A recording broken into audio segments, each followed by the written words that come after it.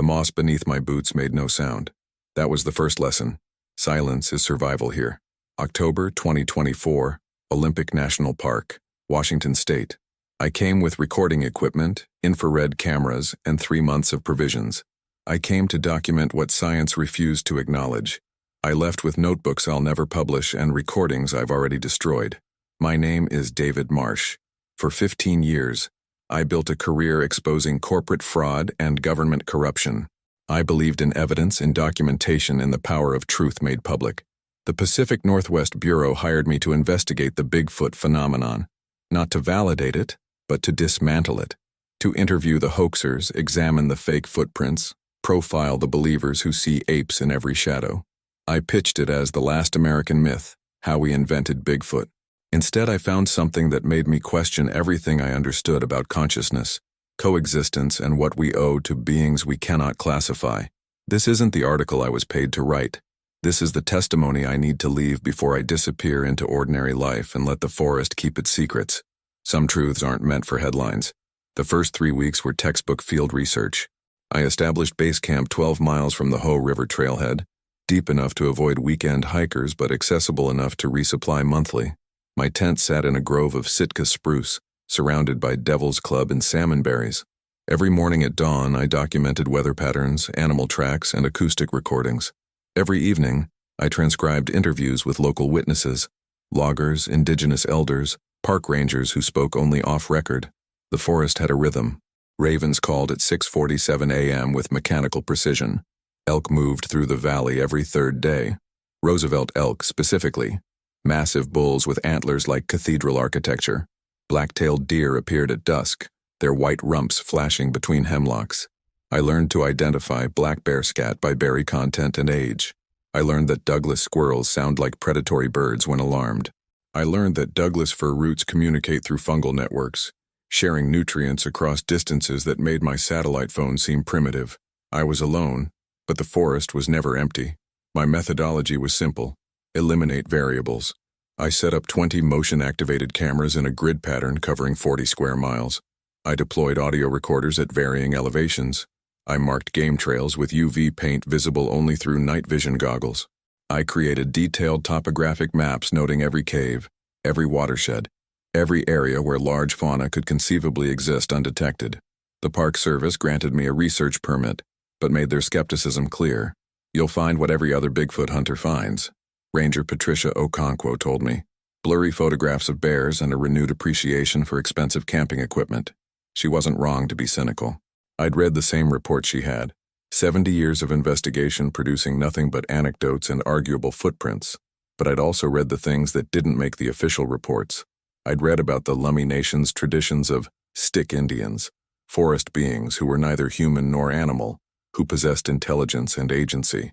I'd read anthropological papers suggesting that Gigantopithecus, a 9-foot ape that lived 300,000 years ago, might have crossed the Bering Land Bridge. I'd read wildlife biologist Dr. Sarah Chen's unpublished dissertation, arguing that Olympic National Park's 1,442 square miles contained enough unexplored terrain to conceal a breeding population of large primates.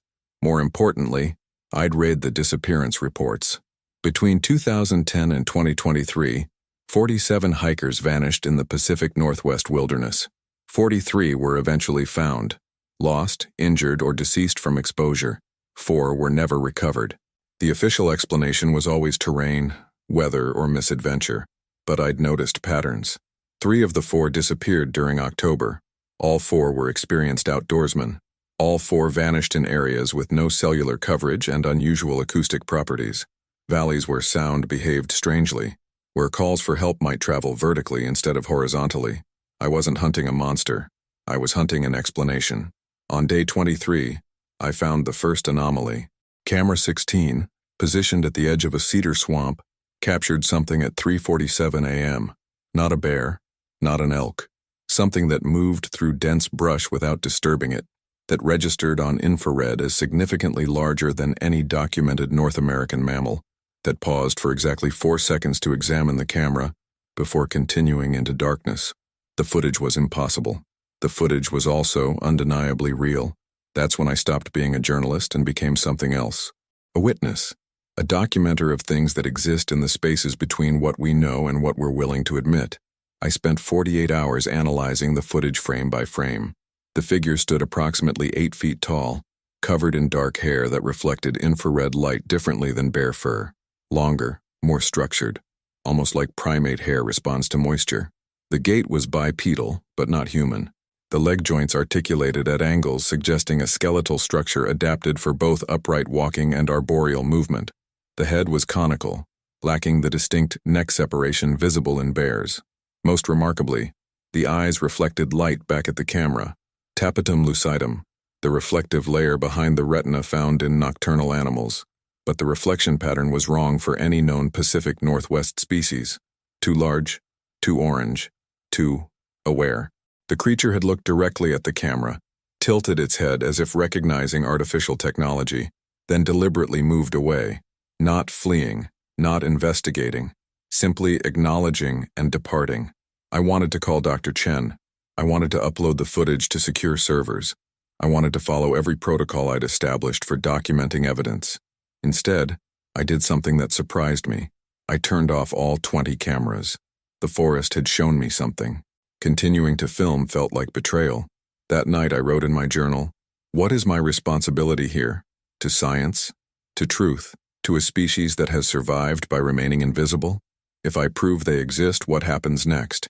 Expeditions, capture attempts, congressional hearings about habitat protection versus development rights, indigenous communities forced to defend sacred knowledge in federal court, and the creatures themselves, studied, tracked, possibly contained for their own protection. I'd spent 15 years believing documentation equaled justice.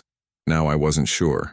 On day 27, I found the tree marking, a Douglas fir with bark, stripped in vertical lines 12 feet above the ground. Not bear damage, too high, too regular. Not elk antler rubbing, wrong season, wrong pattern. The exposed wood was scored with parallel grooves suggesting deliberate marking behavior. Territorial signaling, perhaps, or communication I lacked the context to interpret. I sat beneath that tree for 3 hours, recorder running, waiting for nothing in particular. The forest continued its routines around me. A northern flying squirrel emerged at dusk. A spotted owl called from somewhere west. The temperature dropped to 43 degrees. Condensation formed on my equipment. Then, just after full dark, I heard it. Not the Bigfoot scream from sensationalized television programs, something more complex.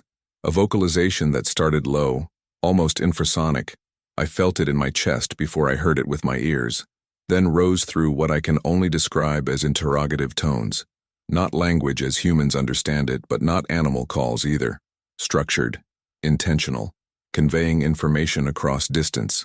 The call came from the north. 17 seconds later, a response from the south.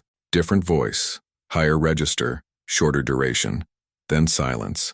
I stayed beneath that tree until dawn, not moving, barely breathing. Around 5:30 a.m. I noticed them. Footprints.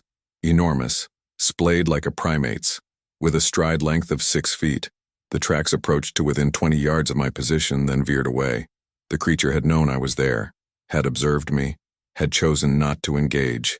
In my journal, they're deciding something about me, whether I'm threat or irrelevant, whether I can be trusted or should be driven away. I'm being evaluated by an intelligence I don't understand using criteria I can't perceive. This is what first contact actually feels like. Not dramatic, not cinematic, just deeply, profoundly humbling. I left my cameras off. Whatever happened next, I wanted to earn it. Day 34. I woke to find my food cache disturbed. Not destroyed, disturbed. The bear-proof container remained sealed, but it had been moved 15 feet from where I'd anchored it. Around it, a pattern. Rocks arranged in a rough circle. Inside the circle, a pile of fresh salmon berries, several intact bird eggs, and what appeared to be medicinal plants I recognized from Lummi ethnobotanical texts. Devil's club bark and Oregon grapefruit. This was communication. A gift, or perhaps a test. I sat beside the arrangement for an hour, trying to understand the grammar. The rock suggested intentionality. The food items weren't random. They were edible, seasonally appropriate, and notably arranged by type. The medicinal plants suggested knowledge of human biology. or at least observation of human behavior. I made a decision that violated every research protocol. I left a reciprocal offering, dried salmon from my supplies, a titanium spork. Metal might be valued. A notebook page with a simple drawing, a human figure and a larger figure side by side with a question mark. Then I withdrew half a mile and waited.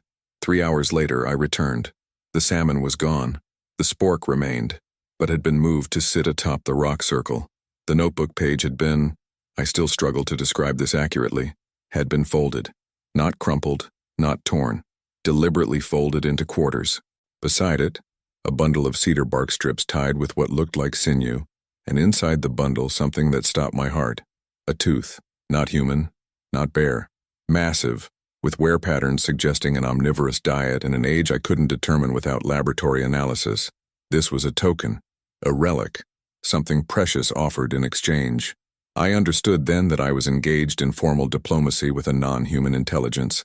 That night, the vocalizations returned, closer this time. I could distinguish at least 3 individuals based on voice timbre and response patterns. They were talking about me, or near me, or because of me. I activated my audio recorder but kept the infrared lights off. If they wanted to remain invisible, I would respect that boundary. The conversation, I have to call it that, lasted approximately 30 minutes. There were declarative sounds, interrogative sounds, and what I interpreted as disagreement or debate. One voice seemed insistent. Another seemed cautious. A third, deeper voice appeared to make a final determination, after which the others fell silent.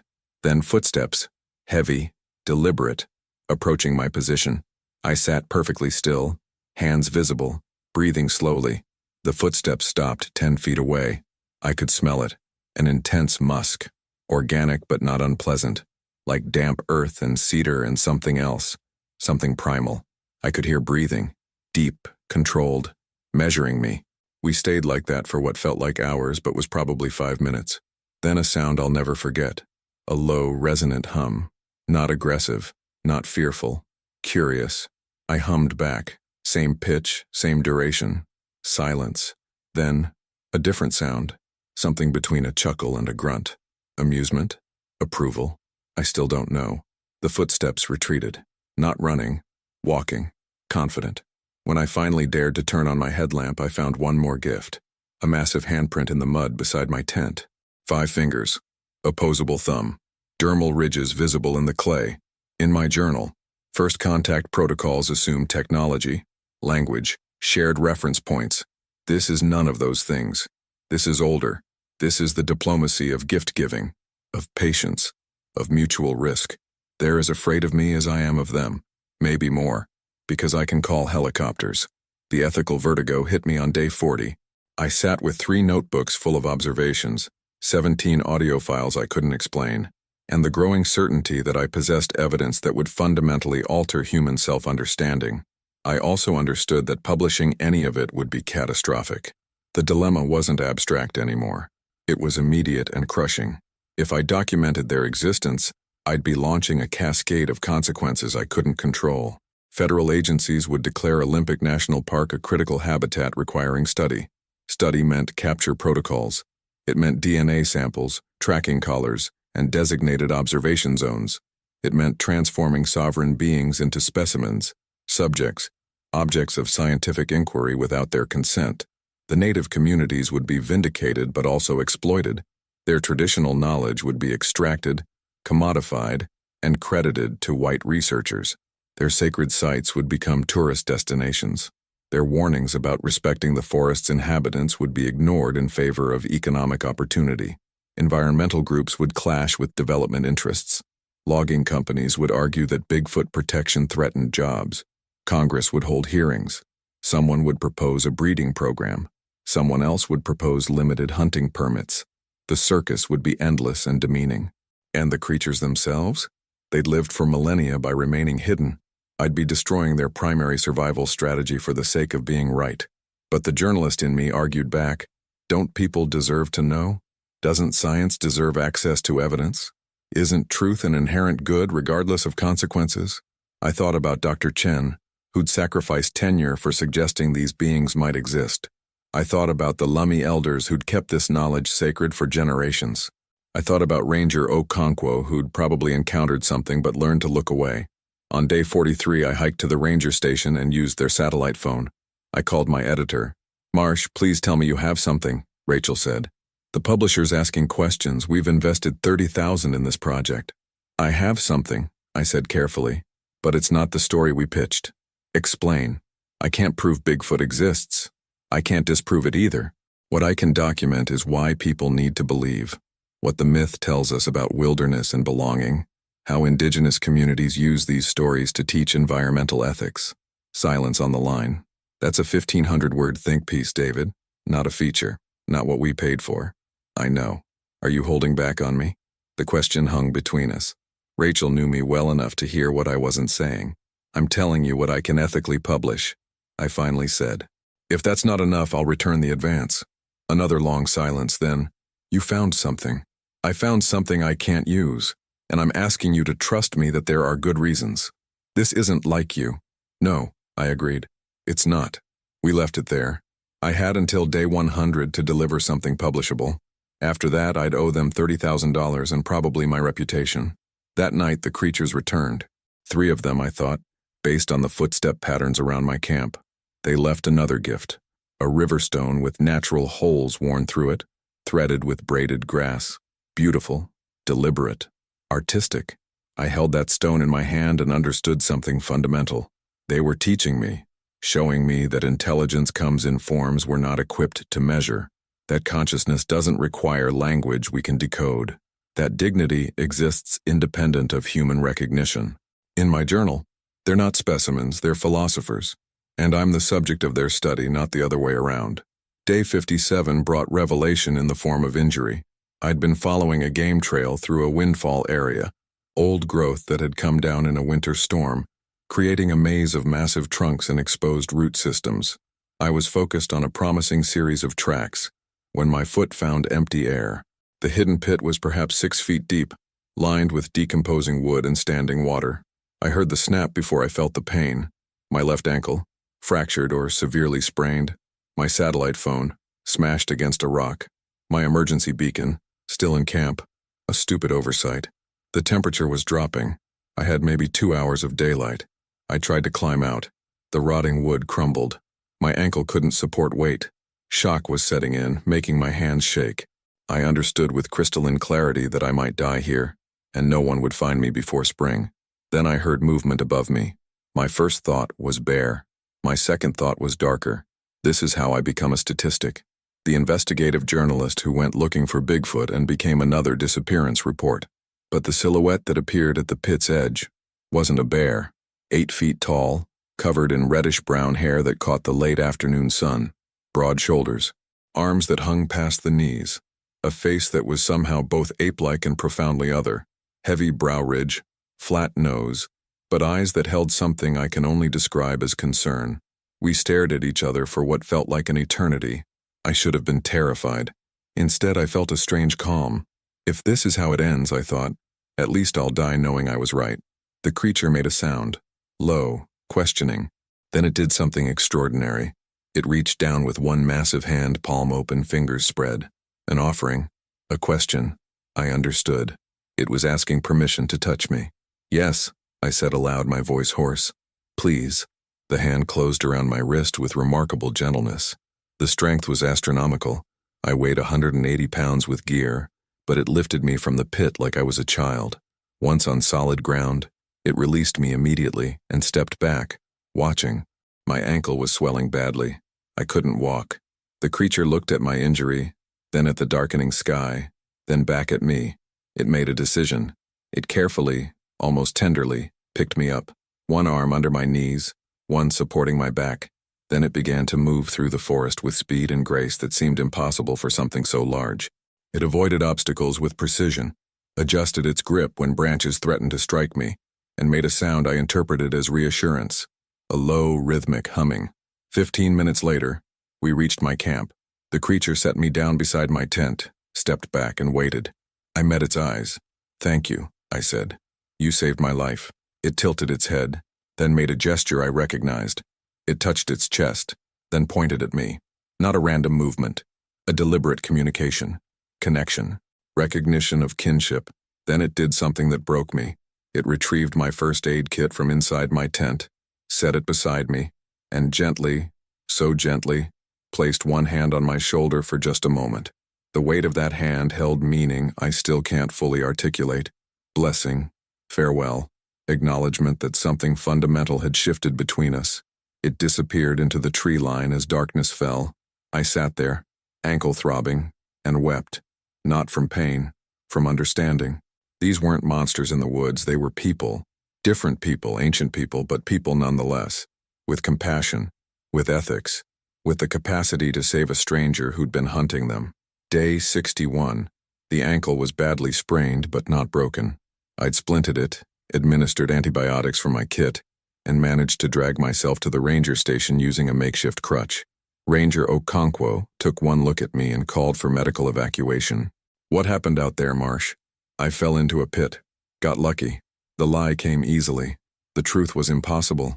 At the hospital in Port Angeles, they treated me for dehydration, exposure, and soft tissue damage. The attending physician was skeptical. You were out there for 4 days with a grade 2 sprain and you splinted it yourself? Field medicine, I said. And you traveled 3 miles on that ankle? Slowly. She didn't believe me, but she also didn't press. The Pacific Northwest has taught people when not to ask questions. Rachel called while I was in recovery. I got a call from a park ranger. She says you were injured. The Bureau wants to know if we need to extract you. I can finish the assignment. David, you're in a hospital, and I'll be released tomorrow. I have 40 days left. I need them. Why? Her voice was sharp with concern and suspicion. What are you not telling me? I thought about the hand on my shoulder, the gentleness, the mercy extended to someone who represented everything dangerous to their existence. I'm telling you I need 40 more days to understand what I'm writing about, to do it justice. You sound different. I am different. She was silent for a long moment. Okay, but I'm putting a condition on this. You check in every 3 days. And if you miss a check-in, I'm sending search and rescue. Understood? Understood. I returned to the forest on day 65. My camp had been left completely undisturbed. Unusual in an ecosystem full of scavengers. More remarkable, my tent had been covered with cedar boughs, protecting it from the rain that had fallen while I was gone. My scattered equipment had been arranged in neat piles. The creature that saved me, or its family, had tended my space in my absence. The implications were staggering. They understood property. They understood absence and return. They'd protected my belongings not out of fear but out of reciprocity. I left a gift. My last bottle of ibuprofen. Pain relief crosses species barriers. I hope it helped someone. But not everyone in the forest was benevolent. On day 70, I heard helicopters, low-flying search pattern, then voices, multiple humans moving through the undergrowth with the subtlety of bulldozers. I investigated and found a team of 8 men in tactical gear, carrying tranquilizer rifles and thermal imaging equipment, bounty hunters, or cryptozoology researchers. The distinction hardly mattered. I intercepted them at a creek crossing. This is a closed research area. You're violating federal law. Their leader, a man with expensive gear and an ego to match, smiled. We have permits, private land easement. We're conducting a wildlife survey. Bullshit. Who hired you? A collector who prefers anonymity. Specimens bring 7 figures if properly documented. Now if you'll excuse us, there's nothing out here. He looked at me with pity. Then you're a worse investigator than your reputation suggests. We've been tracking a family group for 3 days. Thermal signatures, vocalizations, fresh scat samples. They're close, and we're going to be the ones who bring the first one in. My blood went cold. Family group. The creatures who'd saved me, who'd shown me kindness and intelligence, were being hunted for profit. In that moment, I stopped being a journalist entirely. You need to leave, I said. Now. I spent the next 6 hours committing professional suicide. First, I found the hunters' base camp and disabled their vehicles. Sugar in the fuel tanks. Crude but effective. Then I scattered their thermal imaging equipment throughout the forest, hiding each piece in a different location. I triggered their motion-activated cameras with my own movements, creating false trails leading away from where I knew the creatures actually traveled. Finally, I did something that would have horrified the journalist I'd been 3 months ago. I destroyed evidence. The bounty hunters had collected hair samples, footprint casts, and scat. I threw them all into the Ho River and watched them disappear downstream. When the hunters returned to their camp at dusk, I was waiting. Federal agents are en route, I lied. Anonymous tip about poaching in a protected area. You have 2 hours to clear out before you're arrested. The leader's face went purple. You sabotaged our equipment. That's destruction of private property. Prove it, or stick around and explain your tranquilizer rifles to the Park Service. They left. Cursing, threatening legal action, but they left. I'd bought time, but time for what? They'd return with better equipment, more resources. I'd proven that individuals could be deterred, but not the larger machinery of human curiosity and greed. That night, I lit a fire and waited. I didn't know if the creatures understood I'd protected them. I didn't know if they'd even noticed the danger. But I needed them to know I'd made a choice. Around midnight they came, all 3 of them. The one who'd saved me, plus 2 others, one slightly smaller, possibly female, and a juvenile, perhaps 6 feet tall. They stood at the edge of firelight, not speaking, just present, bearing witness. I spoke aloud, feeling ridiculous and necessary at the same time. There are people who want to hurt you, capture you. I stopped them this time, but there will be others. You need to move deeper, higher, somewhere they can't follow.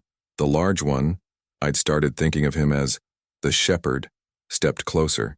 He reached into the satchel I hadn't noticed he was carrying and withdrew something wrapped in leaves. He set it at my feet, then stepped back.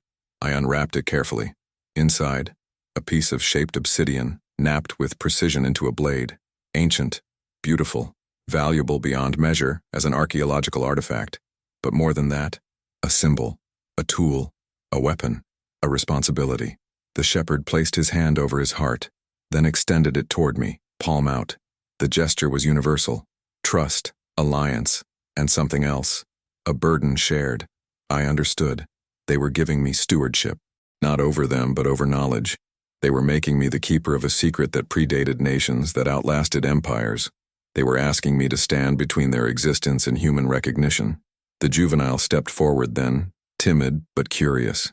It reached out one hand, almost touching my face, then pulled back.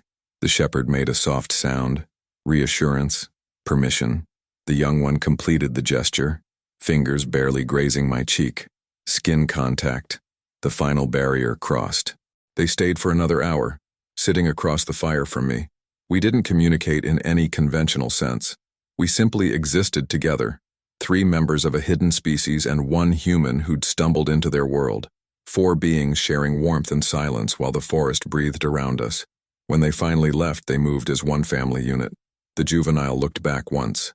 I raised my hand in farewell. In my journal, I came to document, I'm leaving as a guardian. This is the story I can never tell and the responsibility I can't refuse. Day 100, my last entry from Olympic National Park. The piece I sent Rachel was exactly what I'd promised, a meditation on myth, meaning, and what wilderness represents in the American imagination. It was well written, thoroughly researched, and completely safe. It won't change any minds or challenge any assumptions. It will run in the magazine, generate modest engagement, and disappear. The real story is locked in encrypted files I'll delete tonight. The audio recordings are already gone. The photographs, yes, I took photographs. I burned 3 days ago. The obsidian blade is buried somewhere even I won't remember. I'm erasing everything except memory. Tomorrow I'll pack up my camp for the last time. I'll hike out to the trailhead where Rachel arranged for a pickup. I'll return to Seattle, to my apartment, to the journalism that built my career. I'll cover fraud and corruption and human failings. I'll do good work. I'll earn my living. But I'll never be the same. Because I know now what I can't unknow. We're not alone on this continent. We've never been alone. We share this land with an intelligence that predates our civilization, that has watched empires rise and fall, that has chosen dignity through concealment over recognition through exposure. They're not animals. They're not monsters. They're not even undiscovered species in any meaningful sense. They've simply mastered the art of being overlooked. They survive by staying legend, by living in the space between what we can prove and what we're willing to believe. And they need us to leave them there. The ethical calculation is simple now. My career, my reputation, my credibility, these things are trivial compared to their survival. I was entrusted with knowledge I didn't earn, and evidence I have no right to exploit. The only honorable choice is silence. But silence has weight. It requires active maintenance. Every time someone asks me if I found anything, I have to lie. Every time a documentary about cryptids crosses my screen, I have to bite my tongue. Every time a researcher proposes a new expedition, I have to resist the urge to warn them away. I'm now part of a conspiracy older than the Constitution. Indigenous communities have kept this secret for millennia. Park rangers have looked the other way. Loggers have maintained studied ignorance. And now me, an investigative journalist whose entire career was built on exposure, I've joined their ranks. The irony isn't lost on me. On my final night, they came one last time. Just the shepherd, alone. He sat across from my dying fire and looked at me with eyes that held something like sadness, goodbye, but also gratitude, acknowledgement that I'd done something unexpected. I'd chosen them over my own advancement. He left a final gift, a small bundle of cedar bark containing 2 items, a perfect elk tooth and a lock of his own hair, evidence I could use, proof I could present, the tools of my own destruction, offered freely, or a test, a measurement of who I'd become. I held those items for an hour, feeling their weight. Then I walked to the river and let them go, watched them sink into the black water, watched my career aspirations disappear with them. Some secrets aren't ours to tell. Some truths serve better as mysteries. There are still places in this world where the impossible lives, where ancient minds watch from tree lines, where the boundary between human and other remains permeable and sacred. These places exist not because we protect them, but because we have the wisdom to let them be. I've returned to the ordinary world now, but every October, I feel the pull northward. Every autumn, I wonder about the juvenile who touched my face, whether he's grown, whether he remembers the strange human who spent 100 days learning to be worthy of silence. The forest doesn't need me, but I needed the forest. I needed to learn that not every question demands an answer. Not every mystery requires solution. Not every unknown should be dragged into light. Some secrets of the forest are not discovered. They are entrusted to those who learn to listen.